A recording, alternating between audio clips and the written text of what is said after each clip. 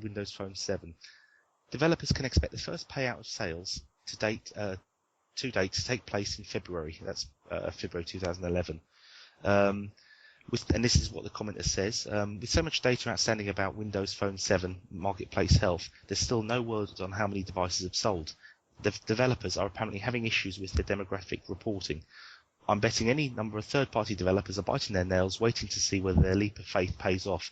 So this has come from the Microsoft Watch site, and suggests to me that developers that have put their applications onto the marketplace for Windows Phone 7 are now just waiting. Both of them.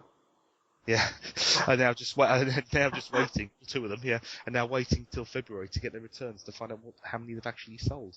There's a commenter that makes a remark, and it says here, I'm becoming increasingly certain that the lack of reports payouts is a deliberate decision to obscure the lack of popularity of the platform.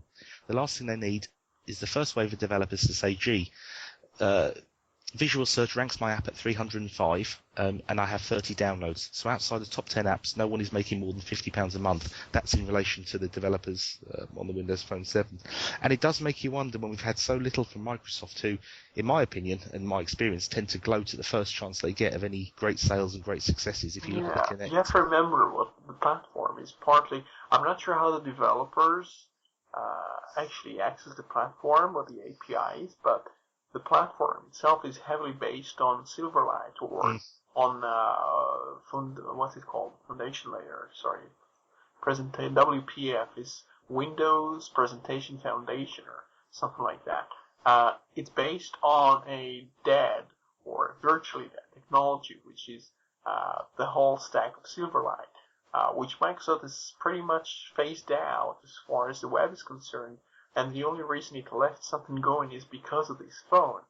If no developers actually come to this platform, and that's likely outcome to come about, then it's going to completely finish the platform, and it's going to be extremely unattractive to developers, because I think one of the reasons they could think about using it before is, well, if you build your application for Windows Phone, perhaps it's going to be portable to Windows desktop or to a tablet running Windows 8 or something else which uses WPF, but that basically doesn't exist anymore. So it's kind of like programming for TKL, TCL, or any of these kind of antiquated GUI environments. I'm not sure how WPF exactly works, and I know that the good guys at Novell are still very keen on trying to get it to work, even though Microsoft gave up on, or at least kind of very reluctantly says, well, we're not sure about the future of this thing, but they cannot say, well, it's dead, because lots of developers depend on it. You still see people like, Miguel de Casa, Microsoft MVP and Novell VP trying to promote this port of the same thing, which is also a patent issue. It's a long story, probably. Well, what I suggest, because we're more compressed for this one, we move on now. I'm sure we'll touch on that subject probably when Gordon is next here, and we'll come back to that subject, because I think you've got a few more links you want to get through, Roy. The main story since yesterday was, with Chrome OS, they introduced that. We spoke in the previous show, we spoke about the Google announcements, which happened to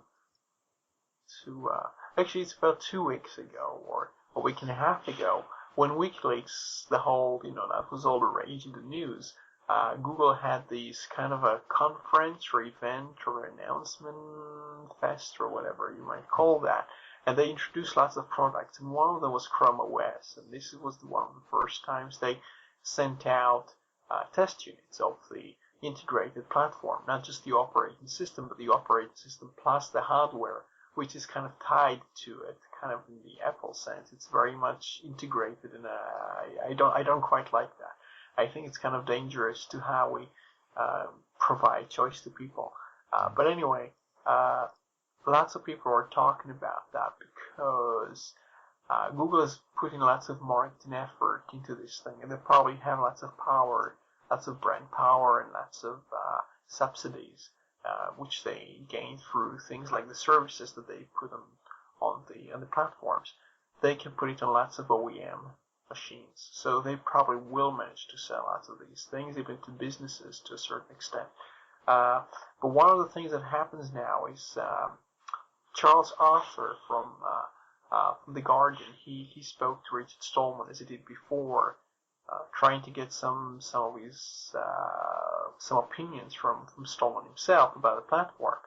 And now Stallman basically says, well, Chrome OS is no good because it basically puts you on the so-called cloud. I call it fog computing, trying to give it an appropriate name to warn people, well, this is not something you can trust. You don't really know what's going on there. And it's really difficult to get out of there. It's kind of like a fog. It's very misty. And he's basically been saying the same thing since 2008 or 2009. And he warns people, well, it might be based on Linux, but it's not actually respecting your freedom so much. And lots of people now, as you probably ought to expect, the people who are usually opposing to the FSF's message and to Stallman are, out there saying, no, we need to get Linux and all these machines, and Stallman is crazy and he needs to trust people and he's paranoid. And then you have other people who realize that, maybe the goal is to promote people's independence and freedom and free software stack on the desktop, and not just a virtual environment that allows you to access the browser and to access and to connect to one company's set of services. So that's the big debate. And I know your opinion on that. I kind of know you. I mean, I take quite a pragmatic look at the whole thing. I mean, I think it means different things for different people, and I certainly think Mr. Stallman makes excellent points when he raises concerns and issues about the Chrome operating system. I've got no problem with them whatsoever. And all I would add to what you've just said, Roy, is that I think as long as people are aware of what it is and the potential pitfalls or advantages maybe of using it, then I think that's fine. I think if people blindly jump into the cloud without any idea of the implications or future implications, then that's a bad thing.